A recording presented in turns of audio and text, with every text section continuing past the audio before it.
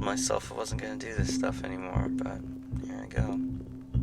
I'll ask you a question. Who are the bottom feeders of the internet? It's a loaded question. I'm sure a bunch of things came to mind. People by the name of Paul. But, for my money, it's the pranksters. These guys who are the main characters who feel like it's their obligation to go be human pop-up ads. Just like get in your face and interrupt your day and be impossible to get rid of. So prankster guys drive me nuts. But what's worse than that? What if a prankster turns out to be a psychopath? What if he's deadly and even his best friends didn't know before it's too late? Today on the Found Footage broadcast, we're dissecting Milk and Cereal. This one had a budget of just $800 and managed to be more effective than most big budget found footage movies over the years. So it's pretty great, focused on a psychopath desperate to express himself creatively, which always works out well. And he just has one question. What do you mean you don't like it? What do you mean you don't like it? Hi, I'm CJ Booker. Last year I wrote 365 daily found footage film reviews in 365 days. And this year, the new challenge is to do deep dive videos into 52 found footage movies right here on YouTube. Welcome to the Found Footage broadcast.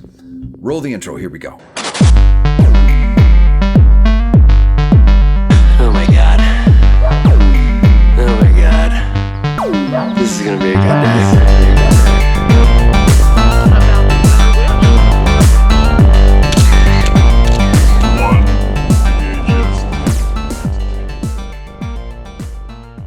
Milk and Cereal. This guy was made by Curry Barker, who is one half of the duo that heads up the comedy YouTube channel, That's a Bad Idea. I said that funny. That's a bad idea. I'm thrown off because I actually remembered to take my damn earbuds out of my ears for the first video. If you look at the last three, I'm always wearing them. Anyway, moving on. I kind of love this because of two reasons. First, I love it because it's a couple of YouTubers making a horror film about a couple of YouTubers. Now, granted, the story has to do with a different kind of YouTuber, but close enough. They kind of know these guys. These guys sort of cross paths, so it's the kind of personality they're familiar with.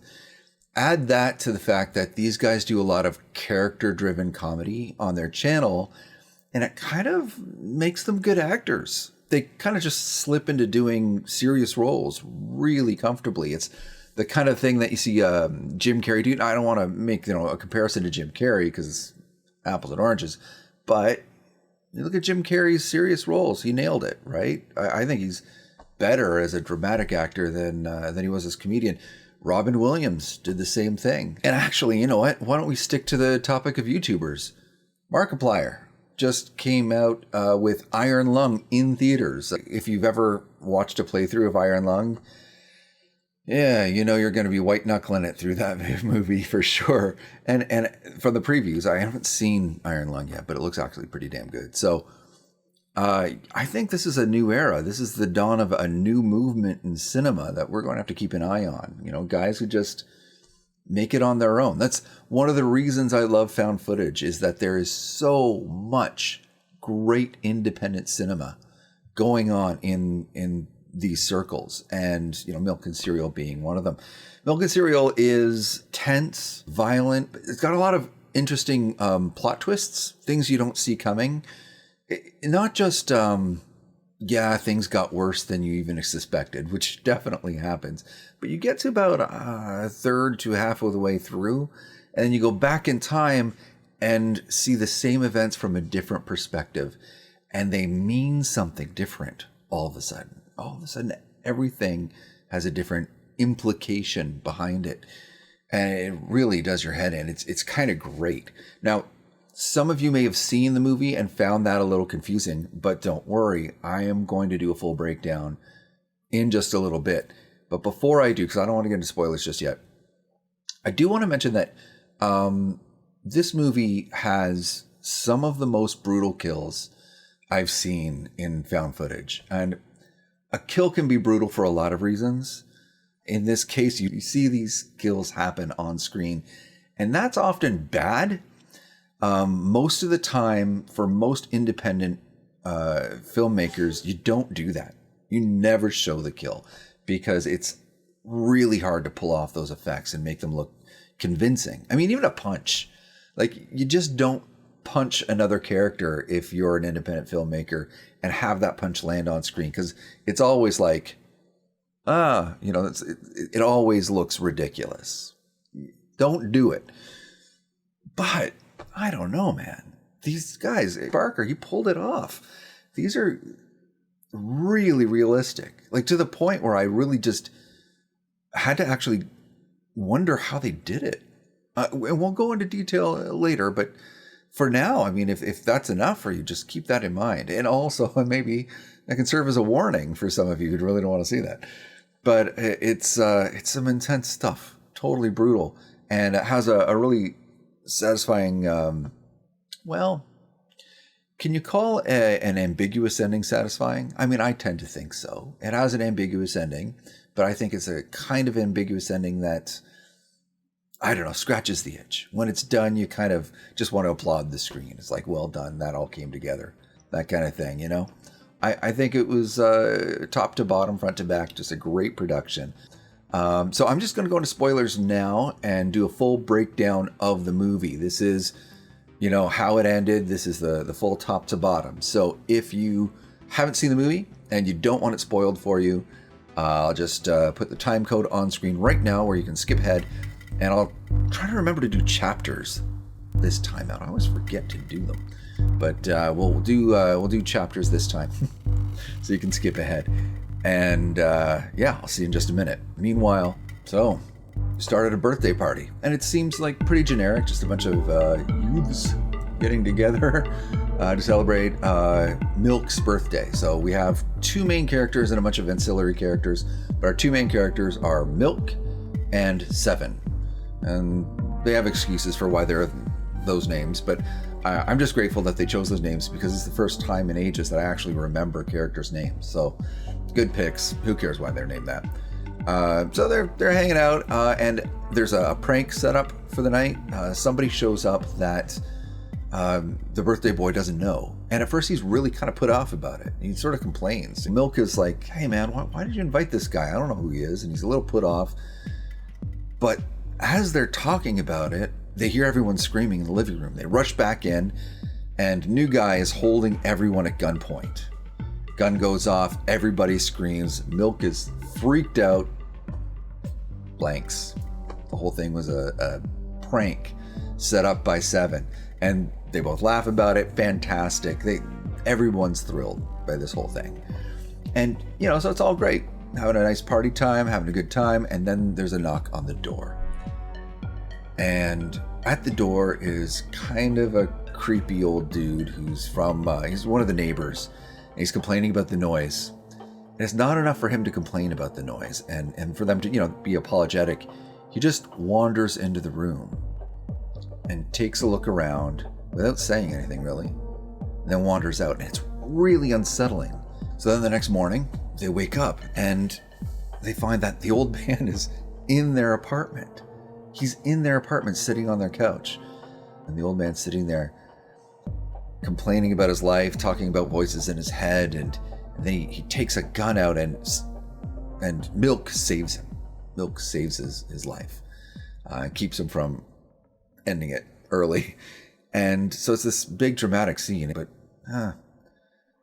something feels off, right? This feels odd in a way they can't put their finger on. So later on, they follow up with the old man. They go to his apartment to talk to him about what's going on and try to clear the air. And while they're sitting there talking to him, both Seven and Milk pass out, drugged. And then they wake up tied up in the desert.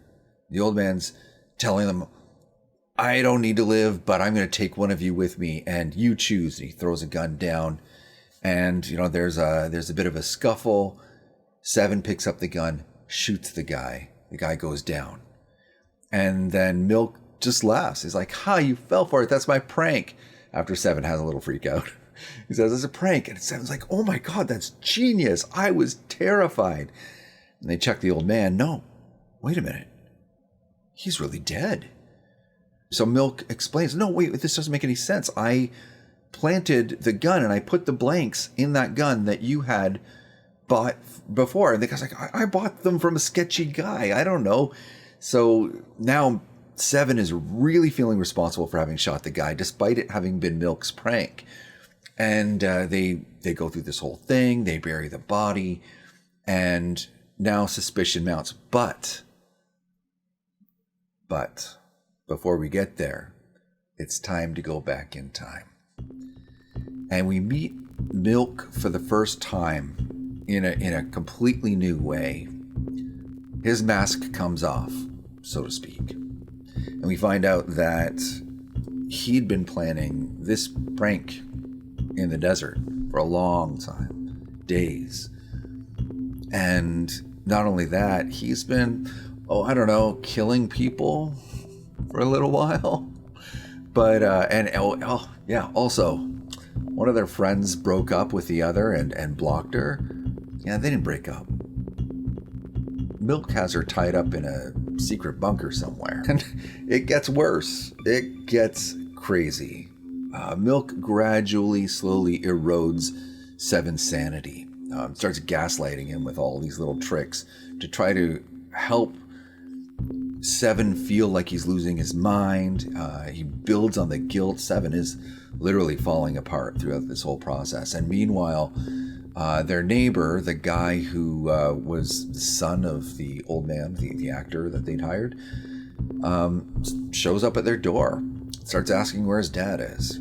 And, well, long story short, we have a climax just as Milk's crimes are discovered. It all comes together in a violent and terrible, terrible ending. I think the thing that kills me about the last kill, when that knife goes into his neck, it's such a tiny little knife. It's like a pen knife. Why does that make it worse? It makes it so much worse that it's a little knife and it takes forever, and he doesn't pull it out. It's just one. Do I love that? Do I hate it? Do I love that I hate it? I don't know. But, eventually, when Milk's doing his final confessional, he's talking to the camera and he's explaining that this whole thing was designed around convincing Seven to end his own life. It was sort of his big work of genius. And as he's explaining this to the camera, because in his mind, this is all great content, Seven walks in, hears that Milk set him up, set the whole thing up, and fires his gun. Now, we don't actually see what happened. We hear 2 shots. We don't know who got shot. And we know that after the credits roll, the camera gets picked up. But it's your guess how that all shook out. So that's the plot. End of spoilers. I mean, it's as twisty-turny as it is. It's kind of straightforward too. Sort of recounting the events of the movie doesn't take very long. And I mean, it's one of those things that even though it's as straightforward as it is, I definitely was confused a little bit first time I saw it. I've seen it so many times since, and I sort of pieced it together. But if that was you, leave a comment, because I definitely was one of those people. I think the ambiguous ending is one of those wonderful gifts that a filmmaker can give you at the end of a movie, because if everything had been wrapped up, you would have remembered it as a movie you liked watching. But because it wasn't quite wrapped up, it gives you something to chew on as you're walking away, and you bring the whole movie with you into your life for that much longer, and just makes it a part of you in a way that it might not have been otherwise. So, should you watch it? If you like psychological thrillers, if you like slashers, and if you like to see pranksters get what they've got coming to them, well, no, that's an overstatement, but still, hey, this might be for you. If you hate slashers, if you hate spooks, this isn't. Also, there is on-screen blood. So, be aware that happens. And if you have a big trigger around that, watch out, because this is a very unflinching movie. You know, the kind of shots that in another movie the camera definitely would have cut away, we hold steady. So be ready for that. And if you're not, skip it or put it on your to-do list for some other time. If you've seen it though, I definitely want to hear what you have to say about it, because a lot of people have a lot of strong feelings about Milk and Cereal. I've heard people have a real problem with it. And sometimes I wonder if that problem is just sort of like jealousy. Like, I could have made that movie because it's an $800 movie. And sure, you could have, but you didn't. I encourage you to try. But, you know, other people thought it was absolute genius, thought the twists were incredible. I did see one comment, somebody complaining about the performances, which is weird to me because I thought the performances were absolutely perfect and impeccable. If you didn't like them, please tell me an example of a bad moment in this movie, because I missed it, man. It looked great to me. Next movie. What is the next movie? Next up, I haven't decided yet.